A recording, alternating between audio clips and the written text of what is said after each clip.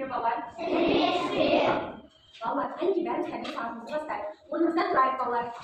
Менімен бірге қайталап айтамын, жарай ма? Қайырлы таң көк аспан. Қайырлы таң көк аспан. Қайырлы таң жер ана. Қайырлы таң жер ана. Қайырлы таң достарым. Қайырлы таң достарым. Қайырлы таң әлем. Қайырлы таң әлем. Жарайсыңдар, балалар. Бәріне қайырлы таң. Қанекей отырамыз орнымызға. Балалар, қанекей суретке назар аударайық, иә? Бұл ненің суреті? От. Балалар, отты біз білеміз бе? Иә. Балалар, демек бүгінгі біздің өтетін тақырыбымыз от адамның досы және жауы деген тақырыпты өтетін боламыз, жарай ма? Балалар, қанекей енді от туралы айтайық. От туралы не білеміз? Ол қандай болады? Ыстық болады, иә? Қолымызды жібере аламыз ба? Жоқ. Иә, адамның денесін күйдіріп жібереді екен, иә? Сосын түсі қандай болады?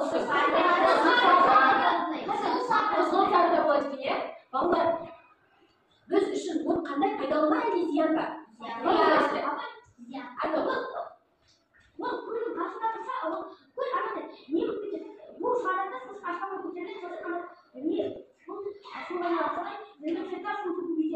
Су айналымы, иә? Балалар, демек бізде күн, ол бізде оттан құралған екен, иә? Күн сәулесі қатты түскенде жер бетіндегі су буға айналады екен, иә? Балалар, бәріміз екіге қараңдар. Оттың пайдалы жағы да зиянды жағы бар екен, иә? Қазір соларға тоқталатын боламыз. Балалар, ең алдымен оттың пайдасы мен зиянына тоқталмай жатып, оттың қалай пайда болғандығы туралы білеміз бе? Балалар, қалай пайда болғандығын білеміз бе?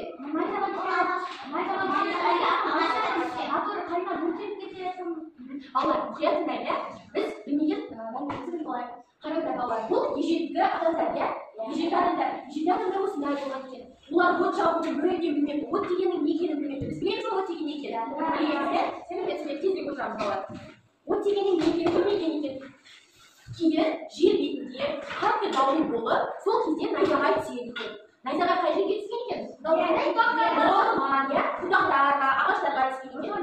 Сол кезде балалар орманға түскен найзағай бүкіл аңдарды бәрін өлтіріп, үлкен отқа айналды, иә? Балалар, сол кезден бастап адамдар от жағуды үйрене бастайды. Олар аң аулаған кезде ең басында шикі ет жеген екен. Олар оттың қандай екенін білмеген, иә? Ал кейін оттың қандай екенін, ормандағы отқа піскен аңдарды жеп, олардың отқа піскен дәмді болатынын біліп, кейін от жағуды үйренген екен. Отты ежелгі адамдар қалай жағған?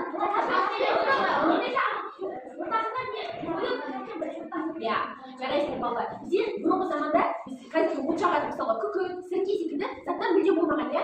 Сол себепті екі тастарды алып, қатты ұрлау арқылы от шығарған екен. Балалар, енді оттың пайдасы және зияны жағына тоқталайық, ә? Қанекей балалар, қараңдаршы, мына сендерге бірнеше суреттер берілген. Бұл жерде жалпы оттың пайдасы туралы сипатталған екен. Қанекей айтып көрейікші өз ойымызды. Қанекей балалар, өз ойымызды айтып көрейік, оттың пайдасы қандай екен? Бірінші суретте не көріп тұрмыз, балалар? Тоңып қалған адам, иә? Ал бізге от тоңып қалған адамға не үшін керек? Жылыту үшін. От сонда бізге не үшін керек екен? Жылыту үшін, иә? Жылы болу үшін керек екен. Балалар, екінші суретке қарайық, бұл қандай маман иесі? Аспазшы. Балалар, аспазшы тамақ пісіру керек екен. Ал тамақ пісіру үшін не керек, балалар? От керек екен, иә? Біз сонда күнделікті ішіп жеп жүрген тамағымызды не арқылы жасаймыз? От арқылы жасаймыз, иә? Балалар, енді келесі суретке қарайық. Бұл не? Майша, иә? Ежелде бізде, қазір бізде свет бар, иә? Электр шамдар бар. Ал бұрынғы кезде электр шамдары болмаған. Сол кезде нелерді пайдаланған? Май шамдарды пайдаланған екен. Май шам сонда бізге не береді? Жарық береді, иә? Жарайсыңдар, балалар. Сонымен бізде от не үшін керек екен? Жарық беру үшін, жылу беру үшін, тамақ пісіру үшін, иә? Жарайсыңдар, балалар. Балалар, енді сәлеметсіз тез отырамыз. Балалар, мұқият қараймыз. Бізге бағанағы айтып өткендей оттың пайдалы жағы және зиянды жағы бар дедік. Енді балалар, зиянды жағына тоқталамыз. Қанекей ойланайық, қандай зиянды жақтары бар екен?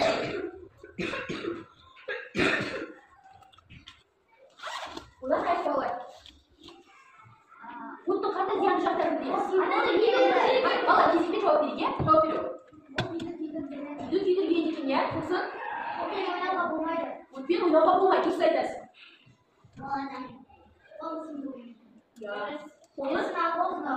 қолын күйдіруі мүмкін, иә? Тағы да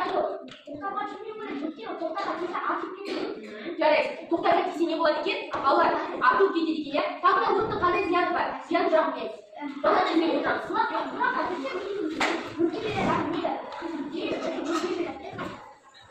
Балалар, оттың қандай зияны жағын бар екен? Қанша айтамыз? Үйіртенеді, тағы да? Күйіп кетеді, мысалға біз тек қолымыз ғана емес, кез келген затты отқа жағындырсақ не болады?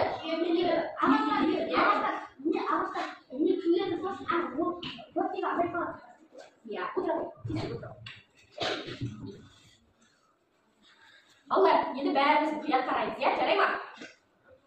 Балалар, тезірек отырамыз орнымызға. Қараңдар балалар, бірінші суретте маған несі көрсетілген? Өрт сөндіруші бізге керек пе балалар?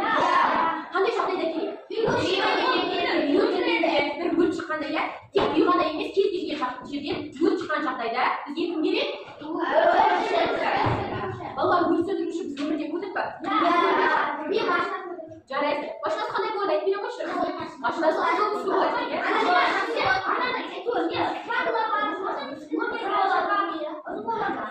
Uzun болады, иә.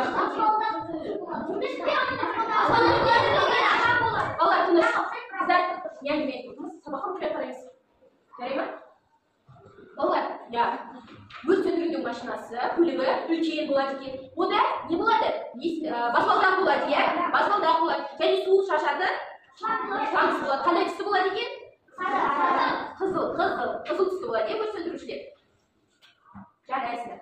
Балалар, енді екінші суретке қарайық. Бұл кім? Адам, иә? Адамның қолында не тұр? От тұр. Балалар, біз отты қолмен ұстай аламыз ба? Жоқ. Не үшін ұстай алмаймыз? Айтып берейікші.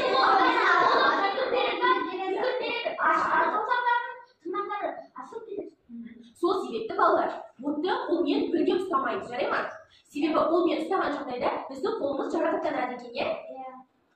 Енді балалар, келесі суретке назар аударайық. Бұл жерде не көріп тұрмыз? Адамның қолы, иә, жарақаттанған, иә? Балалар, егер біз отты аяқпен бастап, аяғымыз ауыра ма? Ұрады. Қолмен ұстасақ, қолымыз ауырады, иә?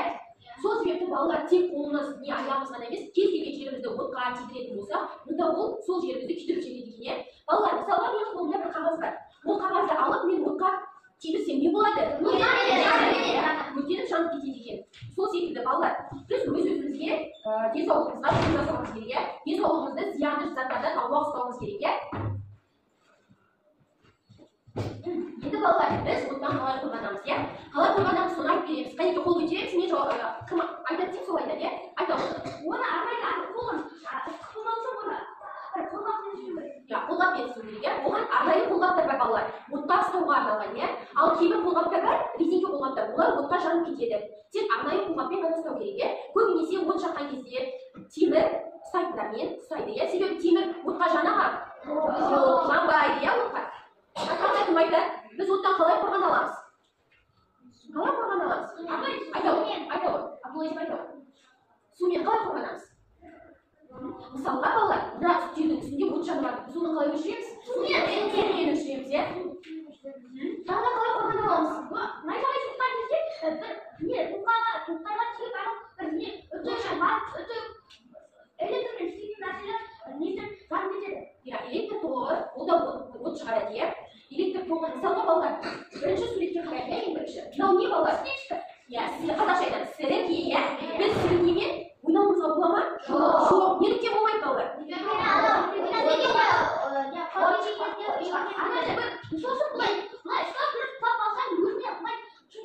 Күйдіріп жіберуі мүмкін, иә? Күйдіріп жіберуі мүмкін. Біз бір затты өртеп жіберуіміз мүмкін, иә? Немесе өзіміз жарақат алуымыз мүмкін, иә? Сол себепті не істейміз балалар? Сіріңкемен ойнамаймыз. Жарайсыздар. Балалар, енді екінші суретке қарайық. Балалар, міне, үтік, иә? Біз үйде аналарымыз киімін тіккен ме? Иә. Балалар, егер біз үтікті тоққа кетіп қалсақ, не болады балалар? Иә, жарайсыздар. Үтік ыстық болғандықтан ол удан күйдіріп, от шығады екен, иә? Сол себепті үтікті не істейміз?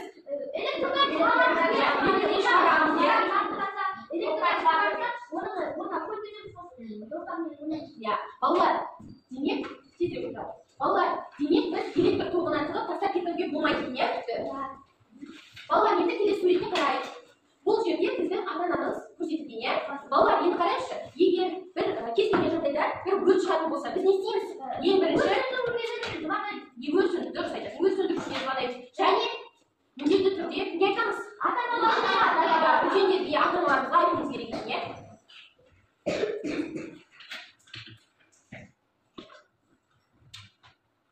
Жарайсыңдар, балалар. Енді балалар, кәдімгі бәріміз ауызша айтып кетейік. Өрт сөндірудің, оттың бізге пайдасы қандай? Кезекпен айтамыз, иә, орнымыздан тұрып. Айтамыз. Оттың пайдасы қандай? Жылынамыз. Тағы қандай пайдасы бар? Тамақ жасаймыз. Тағы қандай пайдасы бар? Тағы қандай пайдасы бар от? От бізге не береді? Жарық береді, иә. Балалар, енді оттың зиянды жақтарына келші, біз үшін зиянды. Абдулла сен? Қолымызды күйдіргенде, иә? Айта ғой. Электр тоғын зар береді. Электр тоғы да от шығарады екен, иә? Сол себепті электр тоғына не істейміз? Жақындамаймыз екен, иә? Оттың тағы да қандай зиянды жағы бар? Айта ғой. Отпен ойнауға болмайды, иә? Бағана біз қандай суретті көрсеттім, балалар? Немен ойнамайды дедік? Сіріңке, иә? Сіріңкемен біз мүлдем ойнауымызға болмайды. Балалар, енді кәдімгі бәріміз ойнайық. Балалар, сендерге арнайы суреттер берген, бұл суреттер арнайы белгі. Яғни бұл жерде жоғары жақта сендерге арнайы белгінің атаулары көрсетілген. Мен оқимын, сендер қайсы суретке сәйкес келеді, маған айтып отырасыңдар, жарай ма? Біріншісі, тоқпен ойнауға болмайды. Бірінші сурет, екінші сурет, үшінші суретке сәйкес келеді, иә? Келесі, өрт сөндіретін құралды қайсы? Балалардың өрт сөндіретін құралды біз қайдан көрдік?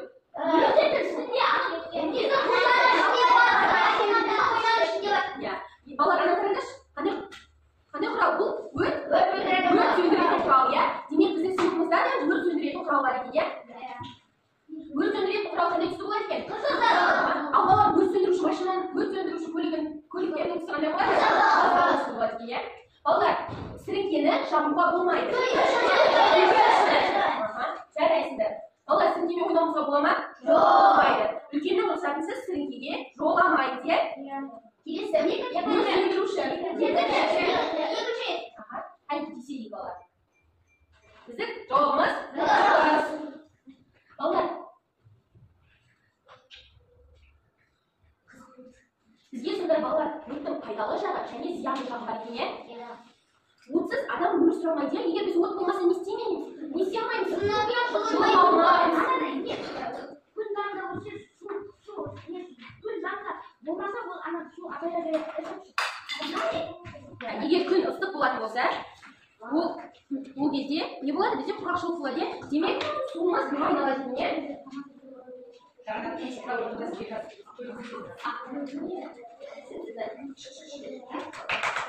Балалар, бізбен құдаймыз көңіш.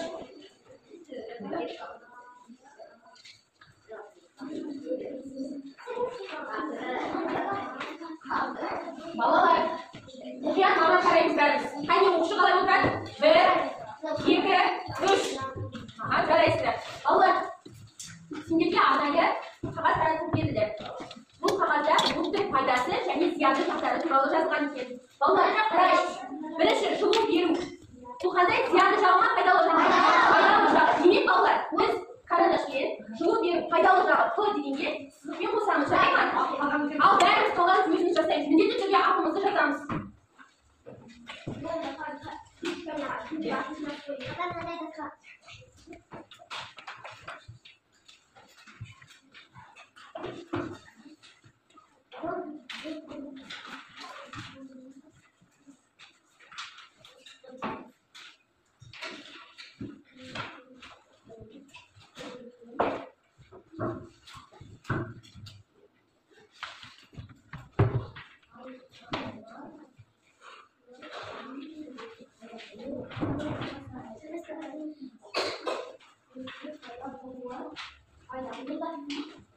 Басқалар белгілейміз, иә, балалар? Басқаларды белгілейміз.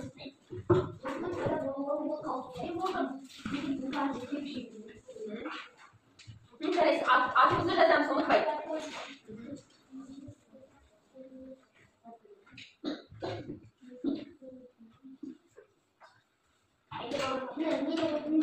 Жарайсыздар. Болғанымыз тыныш қалып отырамыз, иә? Атымызды міндетті түрде жазамыз. Бәріміз атымызды жазып.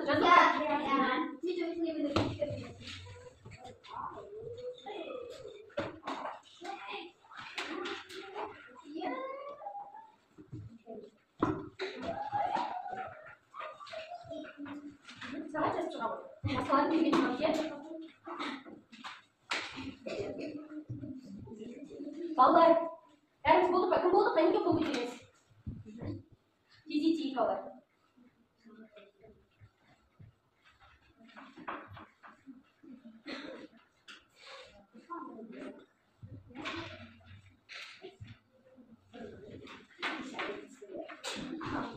Тыныш.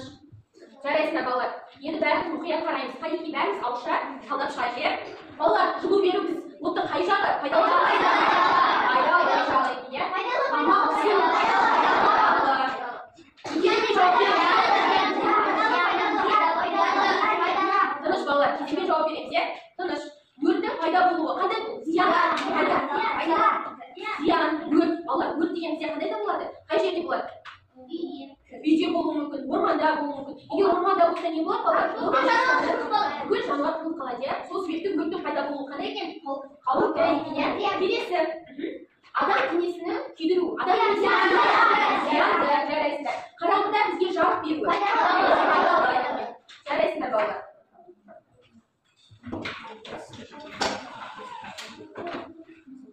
Балалар, енді сендер берген қағаздарының артқы жағына, балалар, сендерге берген қағаздың артқы жағына оттың суретін саламыз. Қайын былай келеді. Балалар, оттың суретін саламыз. Балалар, қараңдар, оттың суретін саламыз. Кез келген бір карандашпен салсаңдар болады, иә?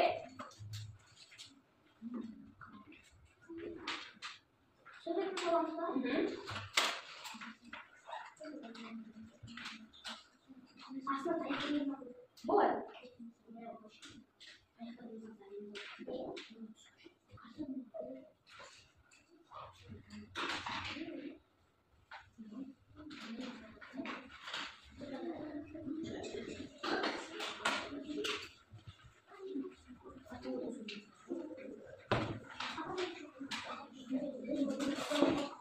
Сау болғанымыз қолымызды көтеріп отырамыз, иә?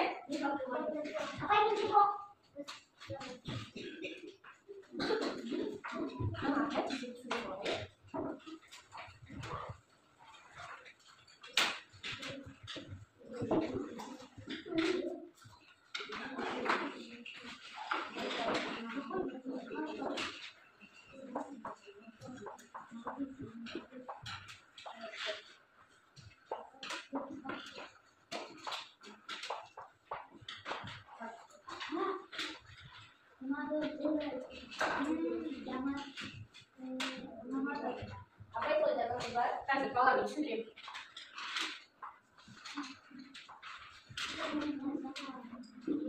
Saya misal tutup. Kalau di sini ya. Kalau kita sekolah jadi.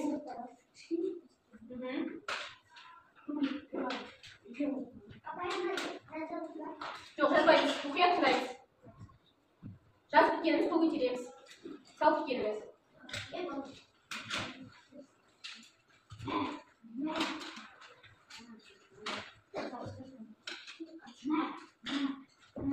Alın ayı çokşular. Балалар, бәріміз сақтаған мұқият қарайық. Балалар, бүгін біз өрттің бізге зиянды жағы және пайдалы жағы туралы өттік, иә? Балалар, енді қараңдар, бүгінгі сабақ ұнаса, өрттің жанына жұлдыз шары суреті саламыз. Ал егер бүгінгі сабақ ұнамаса, көңілсіздік белгісінің суретін саламыз, жарай ма? Маған ұнайды. Айтпайсыздар. Айтпаймыз, қайын бәріміз өзіміз салып шығамыз.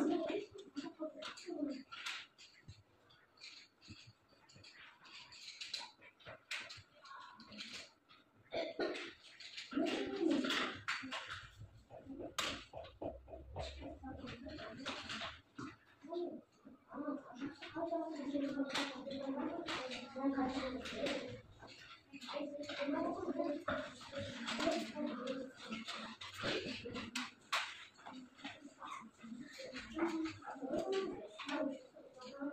балалар, тездетеміз. Апай жұлдыз ал мапы деп қасына Жоқ, жазбай қойды. Тек суретті саламыз, егер сабақ ұнаса жұлдыз, ал егер сабақ ұнамаған жағдайда көңілсіздік белгісін түсінбеген жағдайымызда көңілсіздік белгісін суретін саламыз, жарайсыздар. Балалар, біздің осымен тәрбие сағатымыз аяқталды. Біз бүгін оттың қалай пайда болғандығы туралы, оттың зиянды жағы, оттың пайдалы жағы туралы білдік,